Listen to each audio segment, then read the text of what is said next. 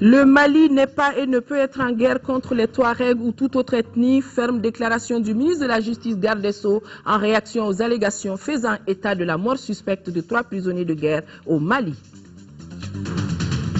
C'est officiel, le Mali dans l'organisation des élections de juillet prochain sera appuyé par 2 importants partenaires, l'Union européenne et le PNUD. L'engagement porte sur plus d'1 milliard de francs CFA. La convention a été signée ce matin. Situation d'équilibre pour l'exercice 2012 de la CMDT. Malgré la crise, la compagnie cotonnière reste bénéficiaire avec 14 milliards de francs CFA pour un chiffre d'affaires de 239 milliards de francs CFA. Voilà pour les titres. Nous sommes vendredi 12 avril. Bienvenue dans ce journal. Une fois n'est pas coutume, mesdames et messieurs, nous ouvrons ce journal par ce communiqué bien triste, communiqué que nous avons reçu en début de soirée. Le ministre de la Défense et des anciens combattants informe l'opinion publique nationale et internationale qu'un hélicoptère de l'armée malienne a craché ce jour, vendredi 12 avril 2013, à 50 km au sud-est de Sévaré, dans les abords du village de Oro-Modi. Les 5 occupants ont été tués. Il s'agit de 2 officiers, d'un élève officier et de 2 sous-officiers. Au nom des forces armées et de sécurité maliennes, des forces alliées et au nom du gouvernement, le ministre de la Défense et des anciens combattants présente aux familles des disparus ses condoléances attristées. La mission avait décollé de Bamako ce matin vers 7h30 pour Sévaré. Une défaillance technique semble être à l'origine du drame. Aux environs de 13h, une équipe a été dépêchée sur les lieux. Le ministre remercie le chef du village et les populations de Oro-Modi pour leur assistance. Nous reviendrons plus en détail sur ce crash d'hélicoptère qui a causé la mort des éléments de l'armée malienne en mission. L'actualité sur un autre plan, bientôt une usine de production et de raffinage d'or au Mali. C'est une initiative de la société australienne Papillon Resources. Le PDG de cette entreprise est venu présenter le projet au président de la République par intérim. C'était au cours d'une audience. Cette usine aura une durée de vie de plus de 10 ans avec une capacité de production de 300 000 tonnes d'or. Les travaux de l'usine devront débuter en 2014. Mohamed Jara, compte rendu. Une bonne nouvelle pour le secteur aurifère malien. Début 2014, une usine australienne travaillant dans ce domaine va s'implanter au Mali. Et c'est le président de la société dénommée Papillon Resources qui est venu l'annoncer au président de la République par intérim. Un signe de confiance à l'endroit de notre pays en crise. Il s'agit d'un projet minier dans le domaine de l'or qui est en pleine phase de développement accéléré ici au Mali. Nous avons indiqué au président de la République quelle fierté nous avions de travailler avec les Maliens et le peuple malien, même dans les circonstances que nous connaissons, et avons réitéré notre confiance dans le pays et allons certainement porter ce message auprès des investisseurs. La coulée du premier lingot d'or est prévue pour 2016. L'unité industrielle aura une durée de vie de plus de 10 ans avec une capacité de production de 300 000 tonnes d'or. De quoi booster la production aurifère au Mali. C'est un projet très important d'investissement ici au Mali. Il s'agirait donc effectivement d'une infrastructure de production de lingots d'or et nous prévoyons être ici pour 10-15 ans et plus. La délégation australienne a été introduite chez le chef de l'État par le ministre malien des Mines et le président de la Chambre des Mines.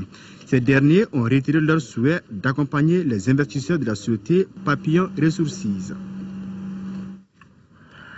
Suite de la série de reportages de la visite du Premier ministre à Gao, Django Sissoko a rencontré les autorités administratives et politiques de la région. C'était pour parler de la reconstruction, de la réconciliation nationale, mais aussi des préparatifs des élections annoncées pour le mois de juillet prochain. Et sur ce dernier point, le chef du gouvernement reste ferme. Le calendrier sera sans doute respecté. Envoyés spéciaux à Gao, Ibrahima Traoré et Idrissa Traoré.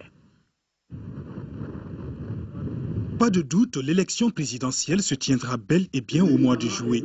Conviction du Premier ministre qui a rencontré les autorités administratives et politiques de la région de Gao. Un défi énorme mais pas impossible à relever, rassure aussi le gouverneur de la 7e région qui travaille déjà au retour effectif de l'administration dans les différentes localités. Aujourd'hui, l'ensemble des représentants de l'État de Gao, la région de Gao, se trouve à Gao. Tous les préfets sont déployés au niveau de leur préfecture. En ce qui concerne les services techniques, à ce niveau-là aussi, nous pouvons dire qu'aujourd'hui, effectivement, un bon nombre de chefs de service sont au niveau effectivement de Gao. Je pense qu'en principe, avec l'appui de nos hautes autorités, je suis sûr et certain que l'on peut atteindre l'objectif visé, qui est une élection à hauteur de souhait.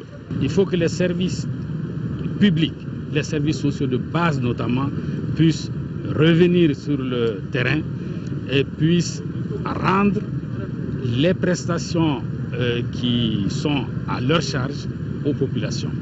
Et nous sommes en train de travailler à cela et je pense que très prochainement, les services publics se redéploieront sur tout l'espace qui a été libéré.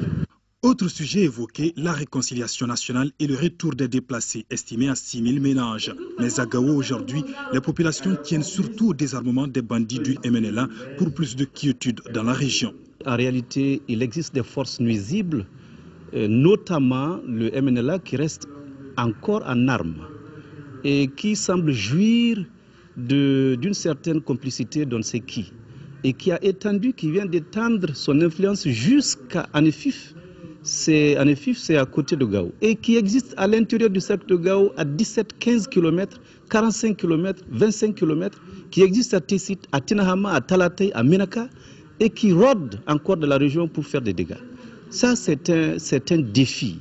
Néanmoins, nous pensons que c'est une priorité que nous ayons des élections, mais principalement l'élection présidentielle. L'élection présidentielle aura lieu au mois de juillet. C'est une décision qui a été prise et nous veillerons à ce que cette décision soit exécutée. Et quant aux élections législatives, elles auront lieu un peu plus tard.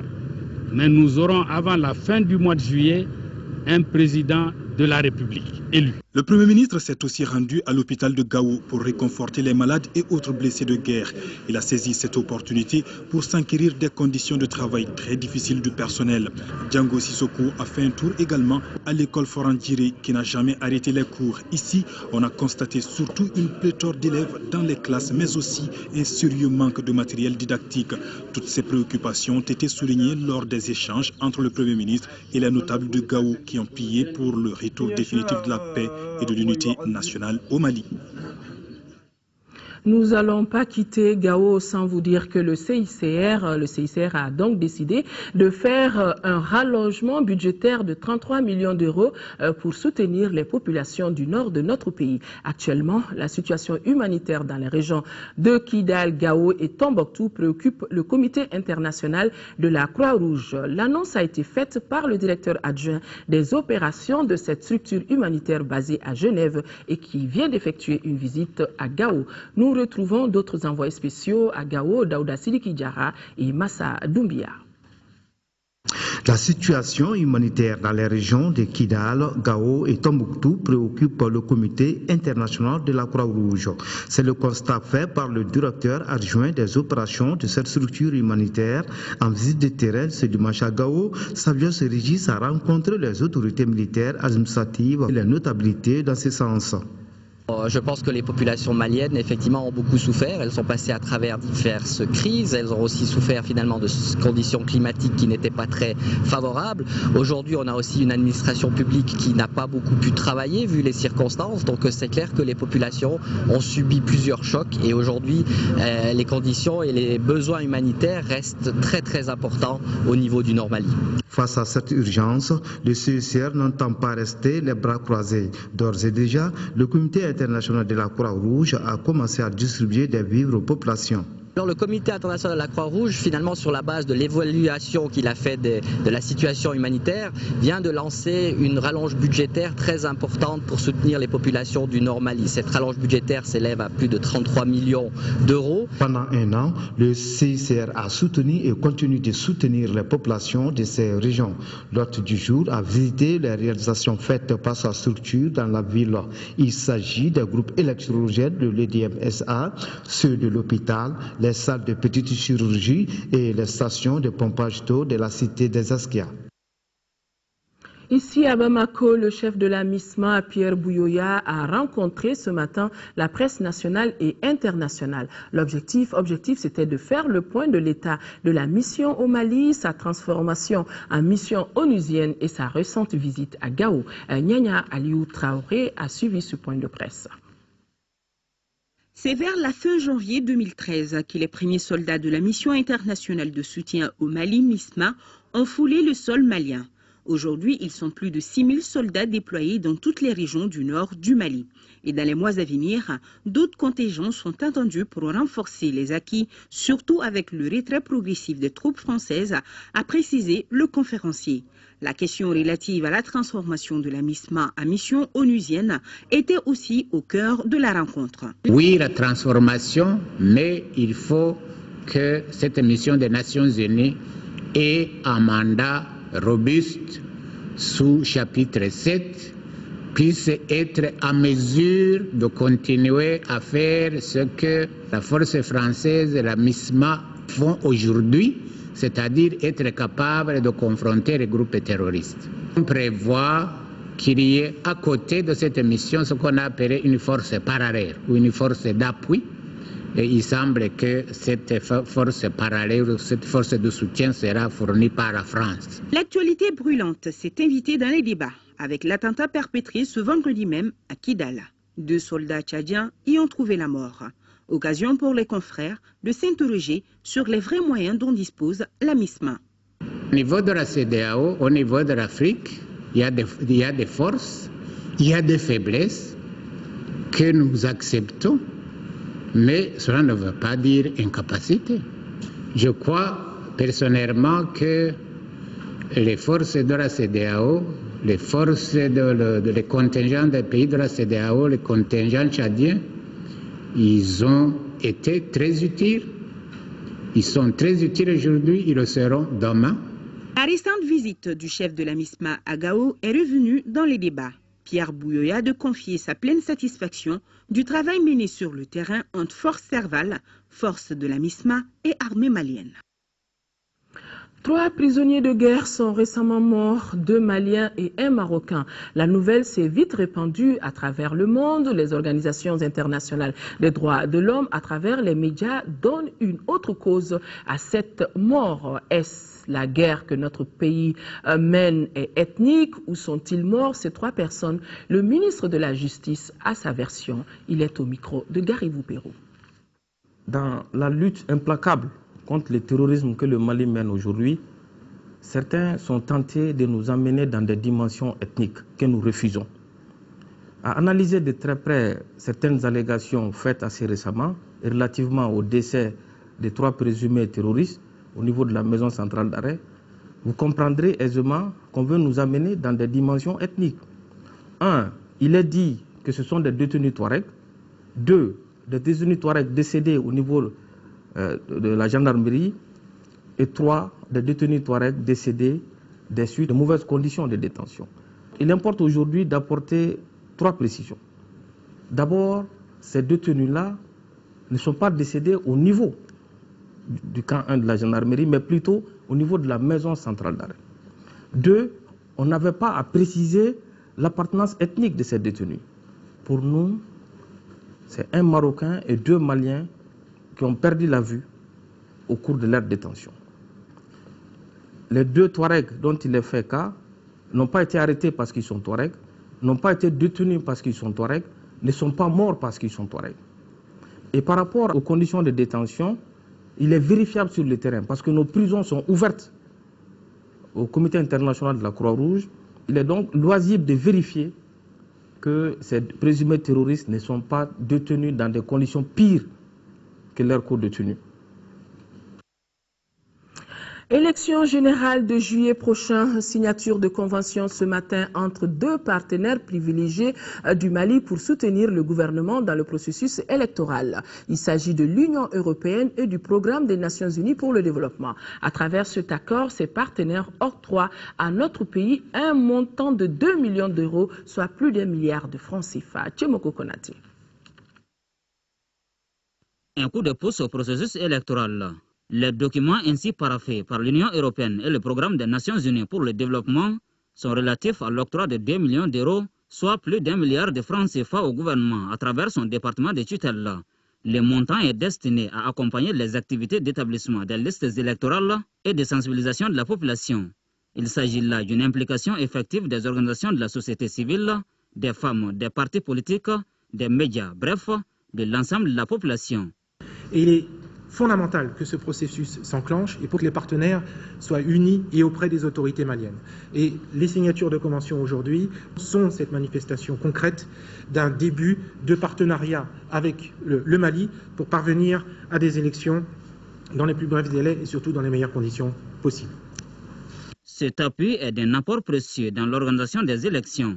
Cependant, les partenaires fondent leur espoir sur les hommes des médias, notamment sur le traitement qu'ils vont accorder à l'information. D'où cet appel au respect de l'éthique et de la déontologie de la profession. Aller à la source de l'information. On me dira, ça fait des années que le Mali organise des élections, c'est vrai. Mais c'est la première fois que le Mali organise des élections en sortant d'un conflit d'une rare violence. Si vous attaquez IFES, NDI, OIM ou ONU-FAM ou n'importe quel acteur, si vous attaquez le ministère, vous pensez servir une chapelle politique, mais en fait, vous préparez le lit pour la violence. Pour le ministre des tutelles, le colonel Moussa Senghor Coulibaly, cette action s'inscrit dans la vision de l'accord cadre paraphé en avril 2012 et de la feuille de route du gouvernement adoptée à l'unanimité par l'Assemblée nationale en janvier dernier. Il ne saurait y avoir des élections ouvertes, justes et démocratiques si nos compatriotes électeurs ne participent pas massivement pour exprimer leur choix, selon les normes définies par la loi électorale. Les statistiques des précédents scrutins qui ont marqué notre expérience démocratique montrent que le taux de participation reste toujours faible dans notre pays. Plus que par le passé, les prochains scrutins de sortie de crise nous imposent de tout mettre en œuvre pour relever le taux de participation afin d'accroître la légitimité de nos institutions et surtout consolider le processus de démocratisation de notre pays. L'octroi de ces fonds se situe dans la composante 2 du projet d'appui au processus électoral. Restons dans le chapitre élections. À CAI, la Commission régionale d'organisation des élections présidentielles et législatives de 2013 a tenu sa toute première réunion, une rencontre de prise de contact qui a été l'occasion pour le préfet du cercle de CAI de faire la restitution de la formation sur la biométrique tenue récemment ici à Bamako. Depuis CAI, nous retrouvons Chaka à Konaté. Pour leur première rencontre, les membres de la Commission régionale d'organisation des élections présidentielles et législatives 2013 de CAI ont échangé sur les fichiers biométriques. Le choix de ces fichiers issus du recensement administratif à vocation d'état civil RAVEC participe de la volonté des autorités de lutter contre la fraude, donc d'organiser des élections transparentes et acceptées de tous. L'électeur dispose d'une carte NINA et il ne peut voter qu'une seule fois.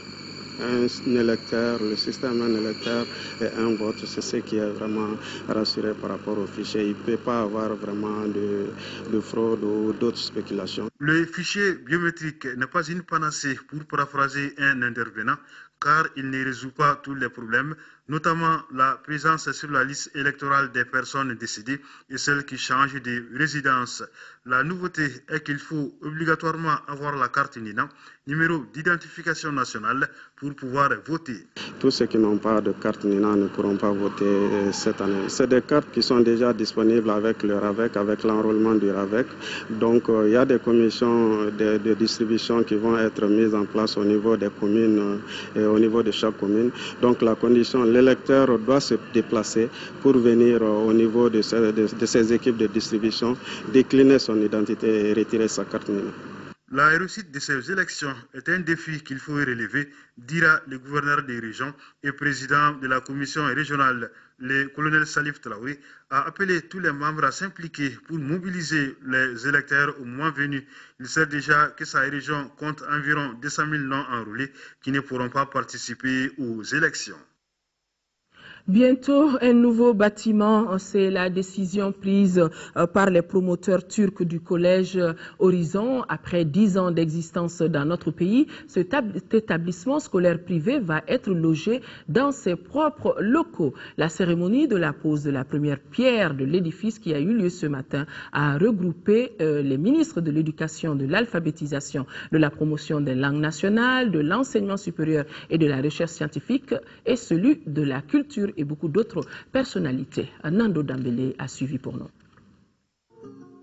6 à Sebenikoro en commune 4 sur 13 500 mètres carrés, le nouvel établissement qui va sortir des terres dans un an va coûter 3,75 milliards de francs CFA, construit sur 2 niveaux. Il va comporter 2 blocs de 36 classes, un internat, toutes les commodités pour un établissement moderne digne du nom. J'espère que l'école il va augmenter encore beaucoup de relations côté de économique qui a commencé déjà, côté de politique, côté de culturel, plusieurs domaines. Il va continuer encore beaucoup de connexions.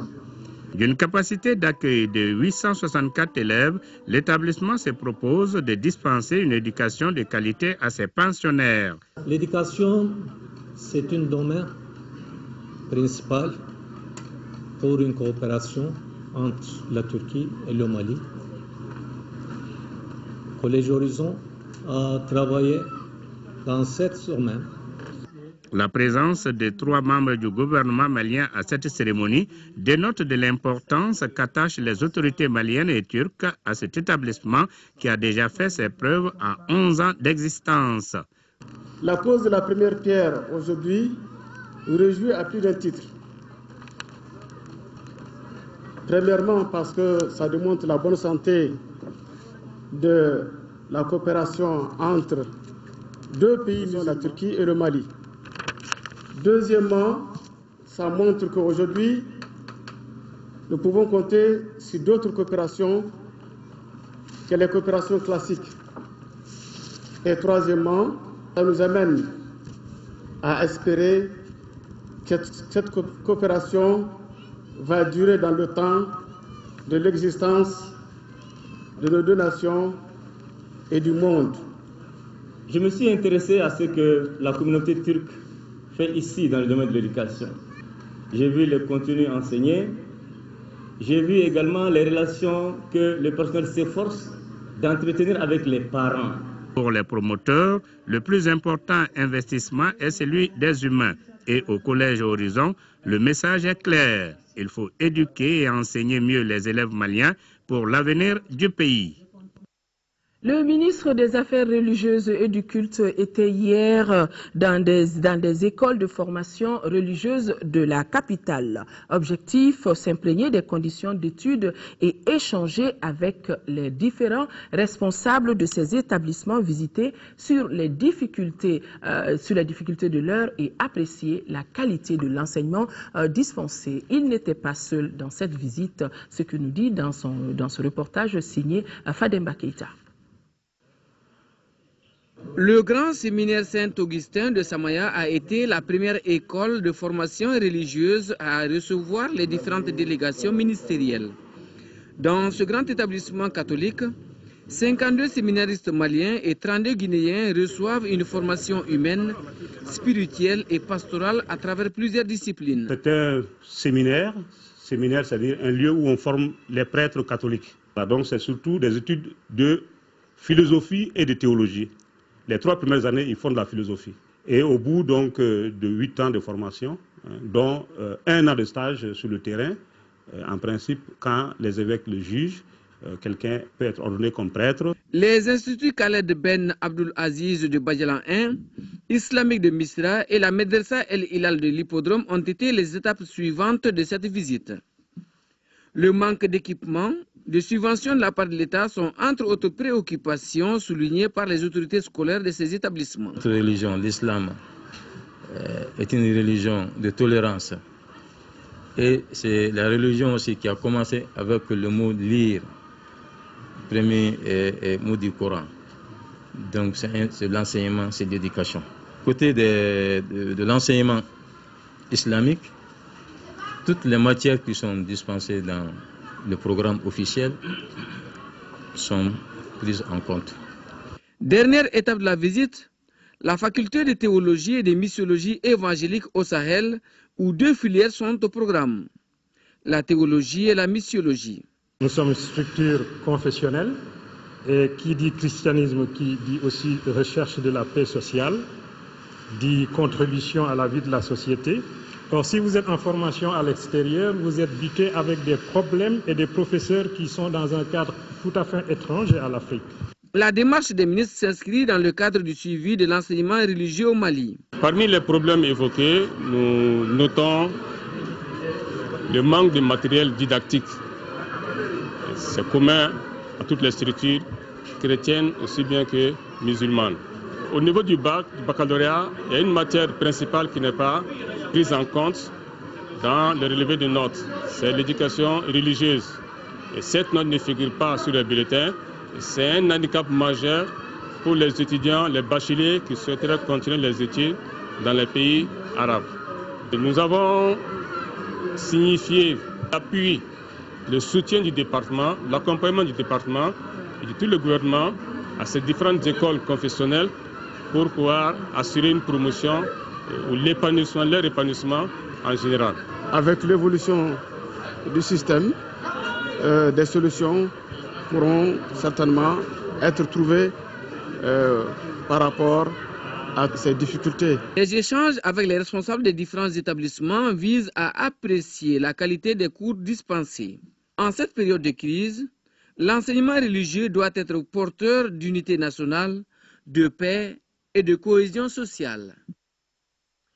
Le ministre du Travail, de la fonction publique et des relations avec les institutions est absent du Mali à la tête d'une forte délégation. Le ministre séjourne à Addis Abeba et Mamadou Namori Traoré prend part à la 9e session ordinaire de la Commission de Travail Affaires sociales de l'Union africaine. Pendant 2 jours, les ministres du continent se pencheront sur le thème de cette session, renforcer les capacités des institutions du marché du travail en Afrique pour relever les défis actuels et futurs. Et c'est le Mali qui a été désigné comme rapporteur. Geste de solidarité à l'endroit des déplacés du Nord, le groupe Nestlé vient de répondre à l'appel des plus hautes autorités pour l'élan de solidarité en faveur des déplacés de guerre. Le groupe Nestlé remet d'importants lots de produits nutritionnels d'une valeur de 20 millions de francs CFA. Aldjouma Atina. Nul n'ignore les conséquences de la crise malienne. Elle a engendré un déplacement massif des populations du Nord vers d'autres zones ou d'autres pays voisins.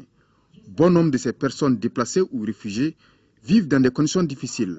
Pour venir en aide aux populations qui se trouvent dans cette situation désastreuse, le gouvernement du Mali a lancé un appel à toutes les bonnes volontés pour un élan de solidarité. Et c'est ainsi que le groupe Nestlé, présent au Mali depuis 40 ans, a favorablement répondu à l'appel en offrant aux intéressés des produits nutritionnels. La gestion de cette population a mobilisé le gouvernement malien, mais aussi les amis du Mali, qui dans un impressionnant élan de solidarité se sont rassemblés pour cette cause humanitaire à laquelle les premiers responsables du groupe Nestlé, tant du niveau régional que central, ont été très sensibles. Cette donation du groupe Nestlé, qui œuvre dans le secteur agroalimentaire, est composée entre autres de 217 cartons de Nescafé, 400 cartons de Nido, 149 cartons de Cérélac, 148 cartons de Cube Magie. Le coût du don est estimé à 20 millions de francs CFA, ce qui constitue une bouffée d'oxygène pour le département en charge de l'action humanitaire. Nous considérons ce geste comme étant d'abord un geste de solidarité, mais aussi un geste d'amitié et aussi un geste de compassion à l'endroit de ces populations qui aujourd'hui sont dans des situations difficiles, pas alarmantes, mais difficiles, parce que comme je l'ai dit tout à l'heure, la présence des derniers sur le marché se fait rare et puis les moyens de les acheter aussi sont très très limités. Nous avons reçu des dons de l'Arabie Saoudite qui sont des kits que nous allons compléter par les dons de Nestlé. Dès la semaine prochaine, nous pensons que ces produits-là vont prendre le chemin de Gao, Tombouctou et probablement de Kidal aussi. Ce geste du groupe Nestlé contribuera sans doute à l'amélioration des conditions de vie des milieux de déplacés. Je vous le disais dans les titres, la 72e session du conseil d'administration de la holding CMDT s'est tenue aujourd'hui. À l'issue des travaux, le conseil a arrêté les états financiers de l'exercice 2012 qui font ressortir un bénéfice net de 14 milliards de francs CFA et pour la campagne 2012-2013, les prévisions portent sur 450 000 tonnes, de quoi redonner espoir à l'ensemble de la filière. Reportage Mamari Koné. Au regard des résultats obtenus, l'exercice 2012 de la holding CMDT SA peut être qualifié d'exceptionnel. Ces résultats ont été approuvés lors des travaux de cette 72e session du conseil d'administration. C'est un exercice majeur pour la CMDT. Les éléments caractéristiques de l'exercice l'approuvent. Nous avons clôturé cet exercice avec un chiffre d'affaires de 239 milliards de francs CFA pour un résultat net de 14 milliards contre 8 milliards en 2011. Et puis un total bilan de 227 milliards pour des capitaux propres qui se sont retrouvés à 26 milliards contre 12 milliards en 2011. Ces résultats s'inscrivent dans un contexte marqué par la relance de la culture du coton. La dernière Assemblée générale a approuvé les rapports de gestion et procédé à l'affectation du résultat de l'exercice en constituant des réserves majeures pour la CMDT. Les réserves se situent à 5,5 milliards de francs CFA, chose importante parce que depuis plus de 10 ans quand même, la compagnie n'a pas pu constituer de réserves. Ces réserves sont importantes pour nous, en plus des reports à nouveau qui ont été constatés dans la gestion de l'entreprise. Il est important aussi de rappeler que sur la même période à peu près, les producteurs, en plus de 255 francs de prix de base qu'on a payé, il y a eu quand même 36 milliards de suppléments de rémunération qui a été payé au monde rural. Donc c'est pour dire que globalement, ça a été un exercice très important pour la filière cotonnière de notre pays et je pense que les effets se sentent dans tous les segments de l'économie de notre pays. Pour parvenir à ces résultats, des dispositions ont été prises à l'interne. Les producteurs ont apporté leur contribution, les relations saines ont été entretenues avec les partenaires et des méthodes de gestion orthodoxes ont été appliquées. La structure a également bénéficié de l'appui du gouvernement. Cette année, au vu de la situation particulière très difficile que notre pays traverse, les administrateurs, disons, ont proposé, mais c'est l'Assemblée générale de la CMDT qui a affecté en dividende 1 milliard de francs CFA de ce résultat. C'est une situation inédite qui est très importante, à mon avis, qui cadre parfaitement au contexte très difficile que notre pays traverse. On peut sans risque de se tromper affirmer que la filière se trouve aujourd'hui dans une situation équilibrée. Dans les jours à venir, le rapport de gestion sera présenté à l'Assemblée générale ordinaire.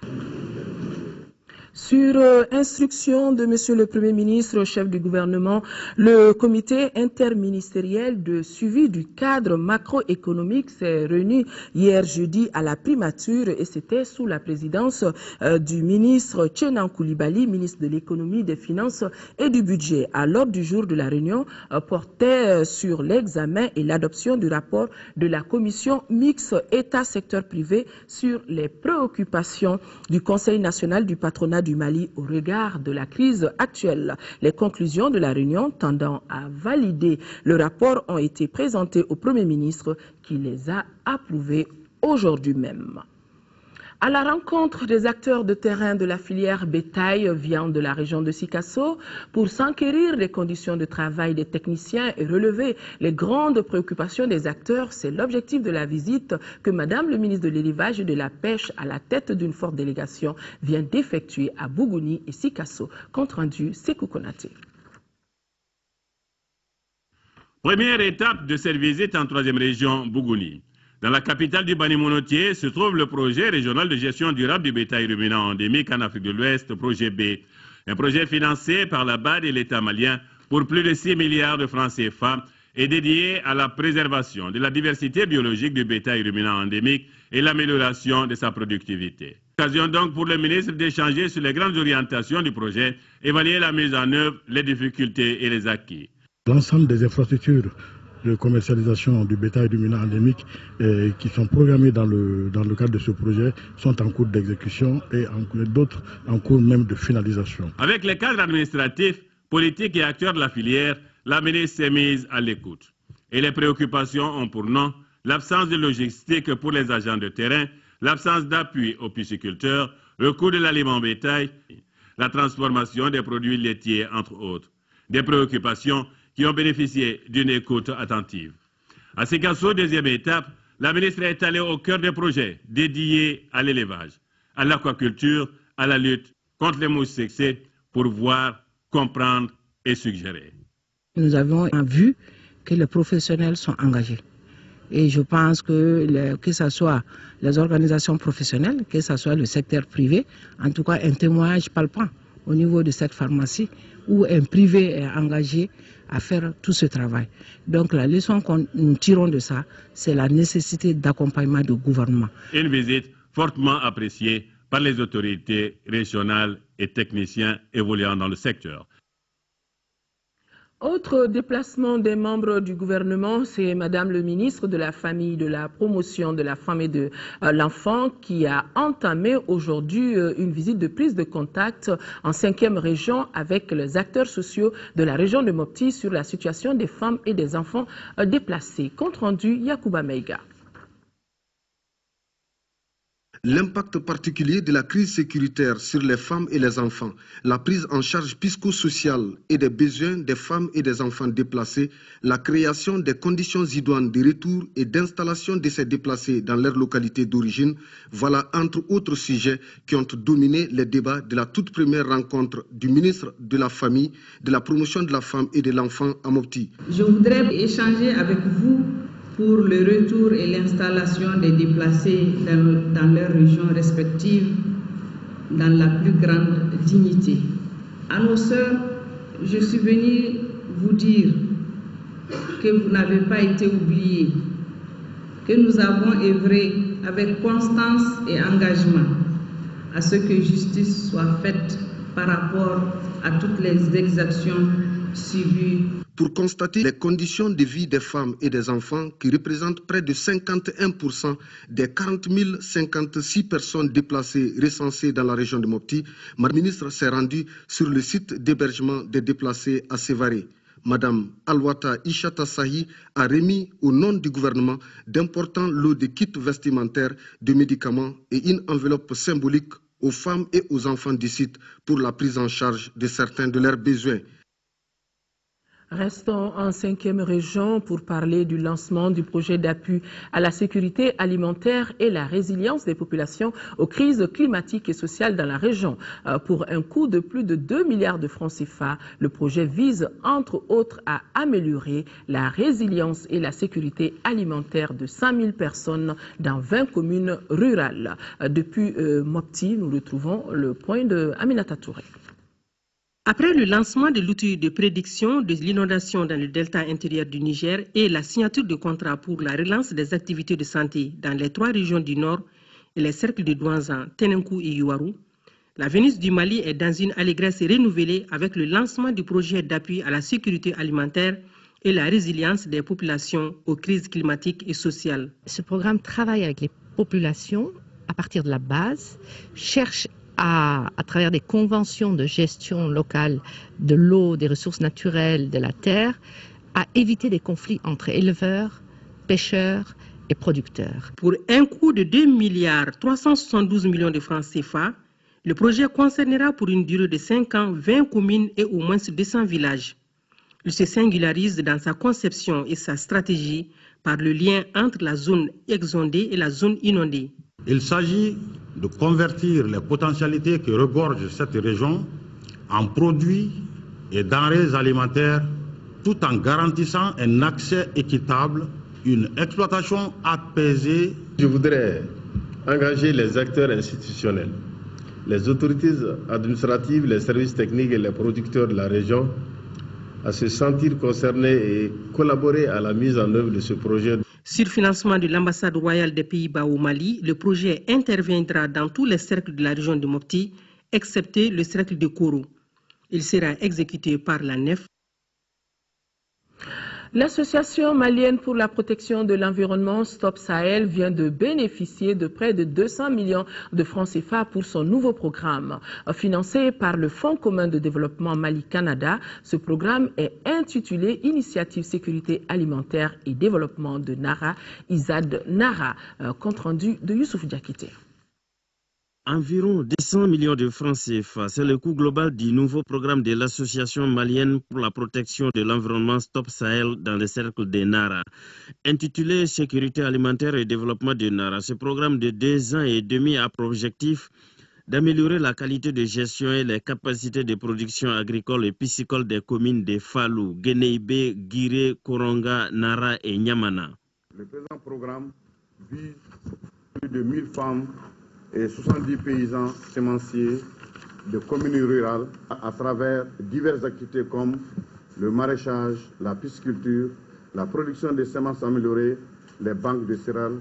Nous restons fermement convaincus que ce projet aboutira à de très bons résultats pour le bien de l'ensemble du cercle de Nara. Démarré en novembre 2012, le programme en question a déjà enregistré des réalisations de taille. L'aménagement des jardins, c'est-à-dire 4 jardins maraîchers et un jardin potager à jujube amélioré. Et puis nous avons fait des puits à grand diamètre. C'est 12 puits en tout, mais actuellement, comme réalisation, on a fait 5 puits. En moins d'une année, ce programme a déjà généré des ressources importantes. Après l'évaluation des 53 exploitantes sur 81 dans les jardins, on a fait une recette en revenu monétaire de 985 000 francs. Et par rapport à l'autoconsommation, c'était exprimé à plus de 1 million de francs CFA.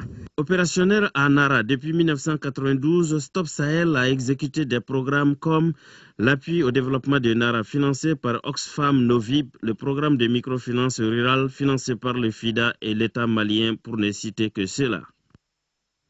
L'Institut d'ophtalmologie tropicale d'Afrique, IOTA, à travers le ministère de la Santé et la Fondation Yeux du Monde, a organisé une formation médicale continue sur le thème chirurgie du vitré. Et cette formation va dans le sens du renforcement des capacités de cette structure. Garibou Pérou. Le plateau de la chirurgie du vitré ou plateau d'ophtalmologie se modernise. Pour une intervention chirurgicale ophtalmologique sans complications, il faut impérativement la maîtrise des outils perfectionnés où les données sont intégrées. Voilà tout le sens de cet enseignement post-universitaire qui constitue les missions essentielles du Centre hospitalier universitaire Institut d'ophtalmologie tropicale de l'Afrique. La formation n'est pas seulement l'acquisition des connaissances, mais aussi la modification d'un comportement devant des situations nouvelles qui conduisent à améliorer ses connaissances, et nous ne cesserons jamais de répéter que la médecine est une vocation, une mission, un engagement très fort. Le médecin doit rester étudiant toute sa vie. Le travail d'un médecin, c'est de rendre service à ses patients avec les moyens qu'il a. Alors s'il a la chance d'avoir des moyens très perfectionnés, c'est sûr, ça lui sera plus facile. Mais s'il n'a pas de moyens très perfectionnés, c'est à lui de trouver des moyens qui lui permettent de rendre service au mieux à son patient. Ainsi, les bénéficiaires de cette formation médicale continue se sont outillés la bonne pratique et les dernières évolutions de leur spécialité. Ils viennent renforcer la capacité de l'Institut d'ophtalmologie tropicale de l'Afrique et par la suite soulager les souffrances d'1,2% des malades au Mali. La Fondation Yeux du Monde, partenaire de l'IOTA, a profité de cet enseignement post-universitaire pour offrir des équipements et consommables d'une valeur de près de 20 millions de francs CFA. Un mot de culture dans ce journal. Le réseau culturel KIA est convaincu que la culture peut unir et consolider la paix dans notre pays. Il a organisé une causerie débat avec la jeunesse sur le thème dialogue et diversité culturelle en vue d'expliquer aux jeunes comment vivre ensemble dans la diversité culturelle. Le président du réseau, Mahmoud Dafé, est au micro de Adama Koulibaly. Aujourd'hui, égard à tout ce qui s'est passé dans notre pays, nous avons trouvé opportun de concevoir un programme qu'on appelle une action, une vision pour bâtir l'avenir. Et c'est un projet de ce programme qu'on a nommé Dialogue, diversité culturelle. pour accompagner les changements en cours dans notre pays, mais surtout pour contribuer dans la réconciliation nationale et en expliquant ces notions de dialogue et de diversité culturelle et même d'unité nationale.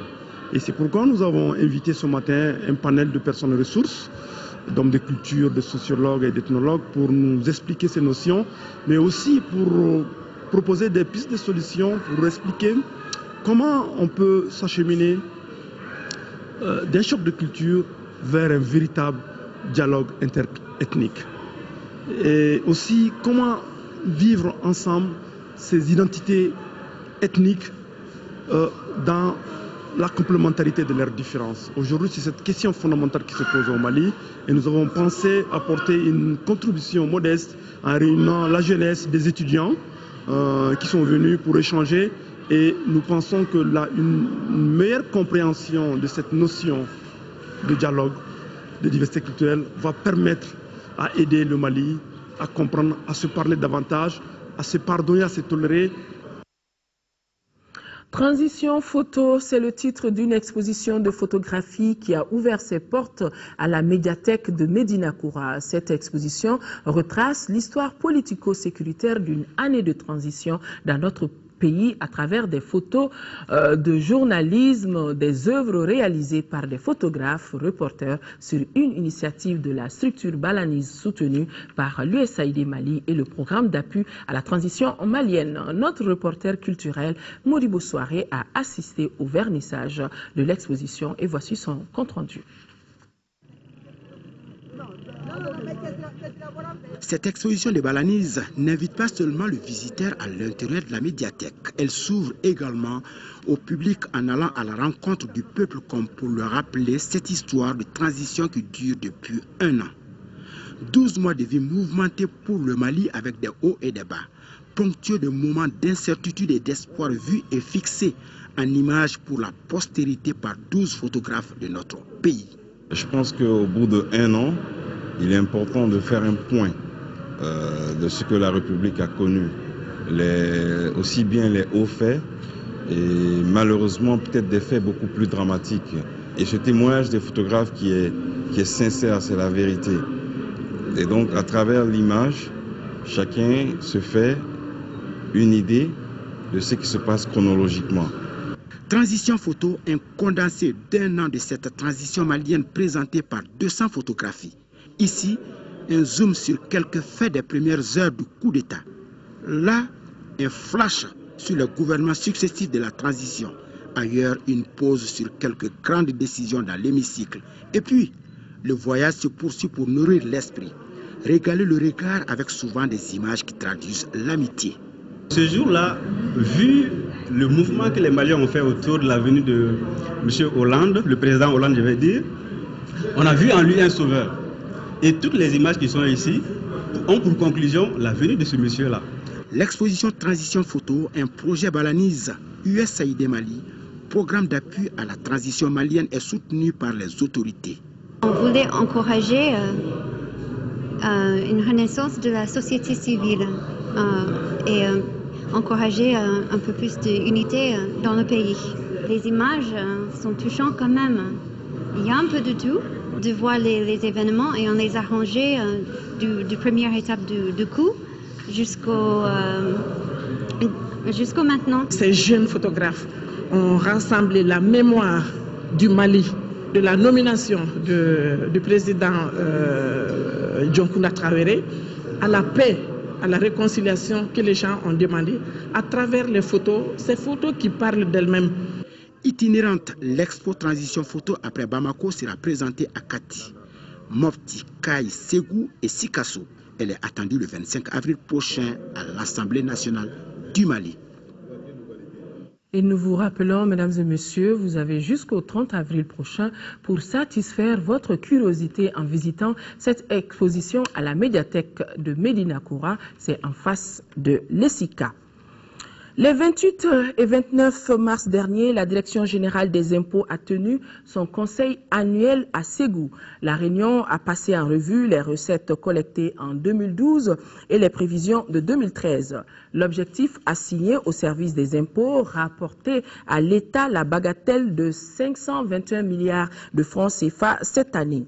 Pour relever un tel défi, il est nécessaire de motiver le personnel et d'entretenir des relations de confiance entre les contribuables. Comment passer de l'impôt de contrainte à l'impôt citoyen? C'est l'objet du magazine qui vous sera diffusé juste après ce journal et c'est un reportage de Youssouf Touré. Mesdames et messieurs, avant de refermer définitivement ce journal, nous revenons sur ce communiqué du ministre de la Défense et des anciens combattants qui informe l'opinion publique nationale et internationale qu'un hélicoptère de l'armée malienne a crashé ce jour, vendredi 12 avril 2013, à 50 km au sud-est de Sévaré, dans les abords du village de Oromodi.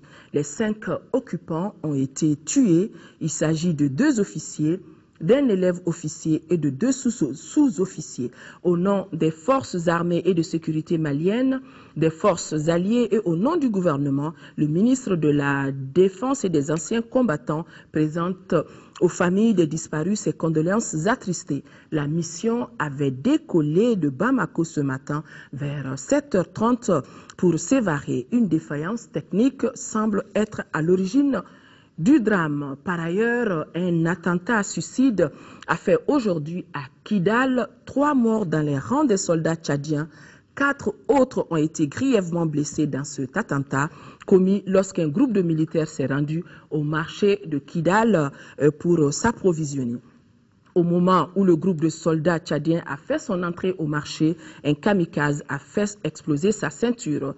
3 soldats, je le rappelle, ont été tués sur le coup et 4 grièvement blessés. Mesdames et messieurs, c'est par ce communiqué que nous refermons ce journal. Merci.